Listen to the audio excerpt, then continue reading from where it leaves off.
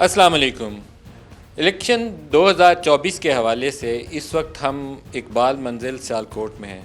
आज के दिन की एक ख़ास अहमियत भी है। आज यौम कायद-ए-आज़म भी है, बानी पाकिस्तान का यौम पैदाइश भी है। इकबाल मंजिल में खड़े होकर जिसने पाकिस्तान का ख्वाब देखा, मफ़क्र पाकिस्तान, वहाँ से इस प्रोग्राम के आगाज़ करने का मकसद यह है कि उसी जज्बे को, उसी स्पिरिट को लेकर आगे बढ़ा जाए जो पाकिस्तान में जमहूरी कदरों के साथ, लोगों के बुनियादी हकूक़ के साथ और एक जमहूरी मुआशरे के क़याम के लिए था।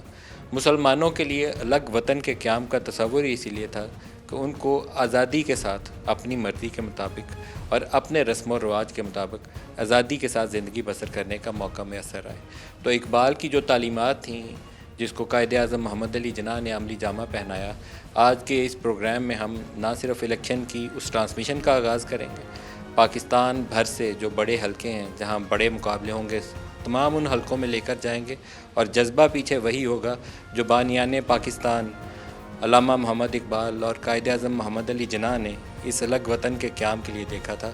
उसको अमली तस्वीर कैसे पहनानी है, उसको अमली जामा कैसे पहनाना है, इन तमाम प्रोग्रामों में हम उसी जज्बे को लेकर, उन्हीं तालीमात को लेकर हर हलके में जाएंगे। वहाँ से मुंतखब नुमाइंदों या जो इंतखाबात में हिस्सा लेने जा रहे हैं उनसे भी ये सवाल करेंगे और वहाँ मौजूद आवाम से भी पूछेंगे कि इन 70-75 सालों में हमने क्या खोया, क्या पाया है और आइंदा का सफ़र अगर पाकिस्तान को मजबूत बनाना है, जो पाकिस्तान बनाने का मकसद था उसको हासिल करना है, तो उसके लिए हमें क्या करने की ज़रूरत है।